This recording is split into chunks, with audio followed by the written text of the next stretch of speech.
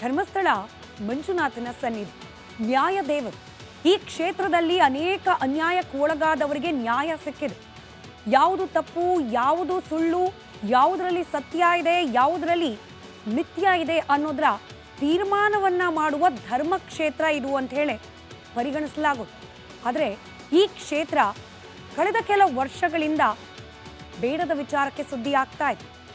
ಕೆಲವೊಂದು ವಿಚಾರಗಳಲ್ಲಿ ತನಿಖೆ ಆಗದ ಹೊರತು ಸತ್ಯಾಸತ್ಯತೆ ಬಯಲಾಗೋದಿಲ್ಲ ಅನ್ನೋ ಆರೋಪಕ್ಕೆ ಕಾರಣವಾಗ್ತಾ ಇತ್ತು. ಈ ರೀತಿಯ ತರ್ಕದ ನಡುವೆ ಮಂಜುನಾಥನ ಸನ್ನಿಧಿಗೂ ಈ ಆರೋಪಕ್ಕೂ ಸಂಬಂಧ ಇಲ್ಲ, ಆದರೆ ಬೇಕಂತಲೇ ಎರಡನ್ನೂ ಬೆಸೆಯುವ ಪ್ರಯತ್ನ ಮಾಡಲಾಗ್ತಾ ಇದೆ. ಇದರ ಹಿಂದೆ ಕಾಣದ ಕೈಗಳ ಹುನ್ನಾರ ಇದೆ ಅನ್ನುವ ಆರೋಪ ಕೂಡ. ಹೀಗೆ ಬೇರೆ ಬೇರೆ ಆಯಾಮದ ಆರೋಪ, ಅನುಮಾನ, ಇದೆಲ್ಲದರ ನಡುವೆ ಕಲಸಿ ಮೇಲೋಗ್ಗರವಾಗಿದ್ದ ಧರ್ಮಸ್ಥಳ ಗ್ರಾಮದಲ್ಲಿ ನಡೆದಿದೆ ಎನ್ನಲಾದ ಅತ್ಯಾಚಾರ, ಕೊಲೆ ಪ್ರಕರಣಗಳ ತನಿಖೆಯನ್ನ SIT ಕೊನೆಗೂ ಪ್ರಾರಂಭ ಮಾಡಿದೆ.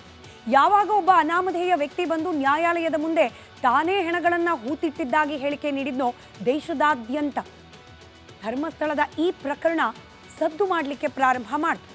ಇದೀಗ ಈತನ ಮಾತನ್ನೇ ಆಧಾರವಾಗಿಟ್ಕೊಂಡು SIT ಅಧಿಕಾರಿಗಳು ತನಿಖೆಯನ್ನ ಪ್ರಾರಂಭ ಮಾಡಿದ್ದಾರೆ. 7 ಗಂಟೆಗೂ ಅಧಿಕ ಕಾಲ ಈತನಿಂದಲೇ ಮತ್ತಷ್ಟು ಮಾಹಿತಿ ಸಂಗ್ರಹಿಸೋ ಪ್ರಯತ್ನ ಮಾಡಿದ್ದಾರೆ. ಇವತ್ತು ಬೆಳಗ್ಗಿನಿಂದ ಇಲ್ಲಿವರೆಗೂ ಆದ ಬೆಳವಣಿಗೆಗಳ ಒಂದು ಡೀಟೇಲ್ ರಿಪೋರ್ಟ್ ನಿಮ್ಮ ಮುಂದೆ.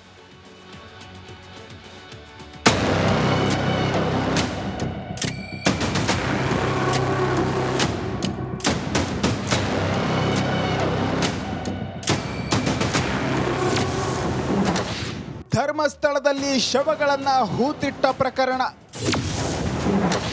ಕರ್ಣ ಕಠೋರ, ಸತ್ಯ ಬಾಯ್ಬಿಟ್ಟನ ಅನಾಮಿಕ. ಕರ್ನಾಟಕದ ಪ್ರಶಾಂತ ದೇಗುಲ ನಗರಿ ಧರ್ಮಸ್ಥಳದಲ್ಲಿ ಒಂದು ಆಘಾತಕಾರಿ ವಿಚಾರ ಹೊರಬಂದಿದೆ. ಸ್ವಚ್ಛತಾ ಕಾರ್ಮಿಕನಾಗಿ ಕೆಲಸ ಮಾಡ್ತಿದ್ದ ವ್ಯಕ್ತಿ ತನ್ನಿಂದ ಬಲವಂತವಾಗಿ ನೂರಾರು ಮೃತದೇಹಗಳನ್ನು ಹೂಳುವಂತೆ ಮಾಡಿದ್ದು, ಮೃತರಲ್ಲಿ ಬಹುತೇಕರು ಅತ್ಯಾಚಾರ ಮತ್ತು ಹತ್ಯೆಗೆ ಒಳಗಾಗಿದ್ದರು ಎಂದು ಆರೋಪಿಸಿದ್ದಾನೆ. ಅದು ಆಘಾತದ ಜೊತೆ ಹಲವಾರು ಪ್ರಶ್ನೆಗಳು ಮೂಡುವಂತೆ ಮಾಡಿದೆ.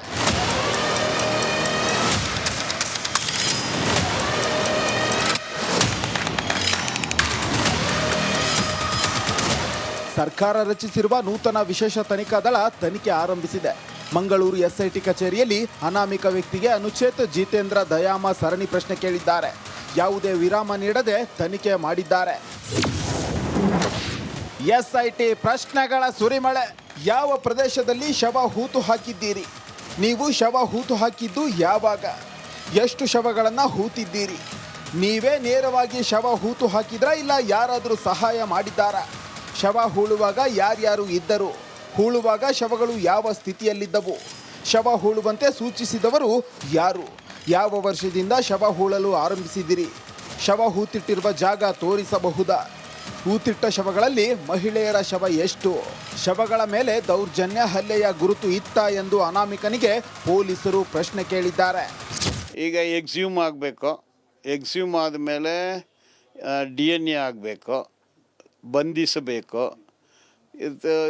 1 to 1 ಬಾಡಿ ಇವನ ಕೈಗೆ ಎಲ್ಲಿಂದ ಬಂತಂದು ಶುರು ಮಾಡಿದರೆ ಅವನು ಯಾರು, ಅವನಿಗೆ ಯಾರು ಡೆಡ್ ಬಾಡಿಗಳನ್ನ ಕೊಟ್ಟಿದ್ದು, ಅದು ಎಲ್ಲಿಂದ ಬಂತು, ಇದೆಲ್ಲ ತನಿಖೆ ಮಾಡಿದರೆ ನಿಜ ಬಂದೇ ಬರುತ್ತೆ.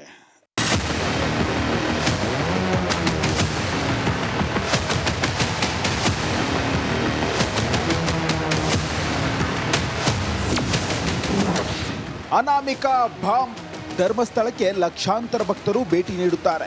ಆದರೆ ಧರ್ಮಸ್ಥಳ ದೇವಾಲಯದಲ್ಲಿ 1995ರಿಂದ 2014ರ ತನಕ ಸ್ವಚ್ಛತಾ ಕಾರ್ಮಿಕನಾಗಿ ಕಾರ್ಯನಿರ್ವಹಿಸುತ್ತಿದ್ದ ಓರ್ವ ವ್ಯಕ್ತಿ ತನಗೆ ಬೆದರಿಕೆ ಒಡ್ಡಿ ಮಹಿಳೆಯರ ಮತ್ತು ಯುವ ಹೆಣ್ಣು ಮಕ್ಕಳ ಸಾಕಷ್ಟು ಶವಗಳನ್ನು ಹೂತು ಹಾಕುವಂತೆ ಮಾಡಲಾಗಿತ್ತು ಎಂದು ಹೇಳಿಕೆ ನೀಡಿದ್ದಾನೆ. ಈ ಶವಗಳ ಪೈಕಿ ಬಹಳಷ್ಟು ಶವಗಳ ಮೇಲೆ ಲೈಂಗಿಕ ಹಿಂಸೆ ಮತ್ತು ಕೊಲೆ ನಡೆದಿರುವ ಲಕ್ಷಣಗಳು ಇದ್ದವು ಎಂದು ಆತ ಹೇಳಿದ್ದಾನೆ. 1995ರಿಂದ 2014ರವರೆಗಿನ ಹಳೆ ಪ್ರಕರಣಗಳಿಗೆ ಮರುಜೀವ ಸಿಗುವ ಸಾಧ್ಯತೆ ಇದೆ. ಅದೇ ಅವಧಿಯ ಶವಗಳು ಸಿಕ್ಕರೆ ದೊಡ್ಡ ಬೆಳವಣಿಗೆ ನಡೆಯಬಹುದು. ಶವಗಳ ಗುರುತು ಪತ್ತೆ ಹಚ್ಚಲು DNA ಪರೀಕ್ಷೆ ನಡೆಸುವ ಸಾಧ್ಯತೆ ಇದೆ.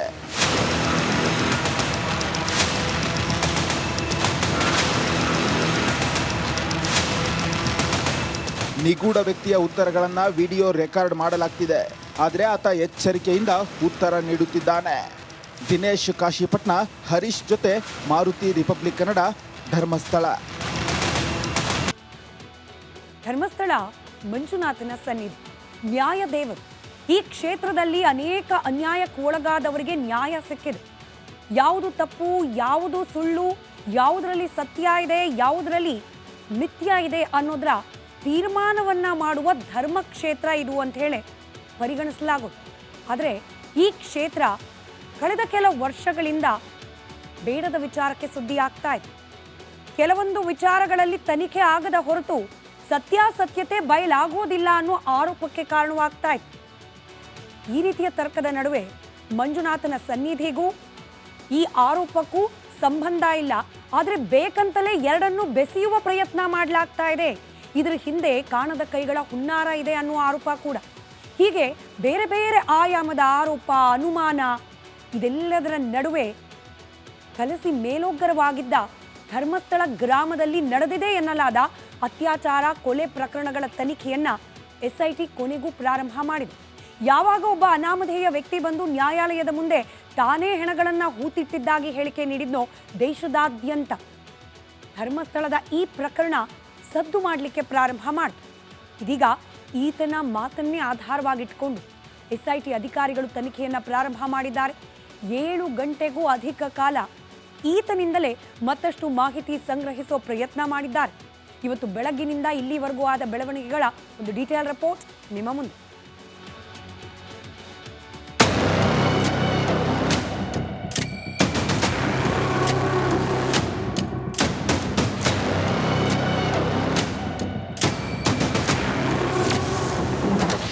ಧರ್ಮಸ್ಥಳದಲ್ಲಿ ಶವಗಳನ್ನ ಹೂತಿಟ್ಟ ಪ್ರಕರಣ,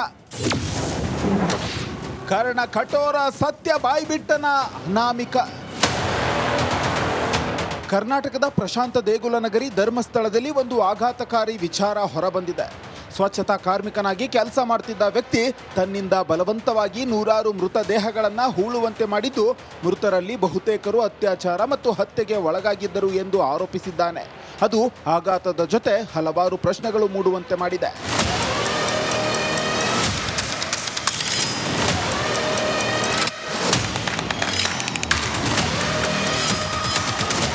ಸರ್ಕಾರ ರಚಿಸಿರುವ ನೂತನ ವಿಶೇಷ ತನಿಖಾ ದಳ ತನಿಖೆ ಆರಂಭಿಸಿದೆ. ಮಂಗಳೂರು SIT ಕಚೇರಿಯಲ್ಲಿ ಅನಾಮಿಕ ವ್ಯಕ್ತಿಗೆ ಅನುಚೇತ್ ಜಿತೇಂದ್ರ ದಯಾಮ ಸರಣಿ ಪ್ರಶ್ನೆ ಕೇಳಿದ್ದಾರೆ. ಯಾವುದೇ ವಿರಾಮ ನೀಡದೆ ತನಿಖೆ ಮಾಡಿದ್ದಾರೆ. SIT ಪ್ರಶ್ನೆಗಳ ಸುರಿಮಳೆ. ಯಾವ ಪ್ರದೇಶದಲ್ಲಿ ಶವ ಹೂತು ಹಾಕಿದ್ದೀರಿ? ನೀವು ಶವ ಹೂತು ಹಾಕಿದ್ದು ಯಾವಾಗ? ಎಷ್ಟು ಶವಗಳನ್ನು ಹೂತಿದ್ದೀರಿ?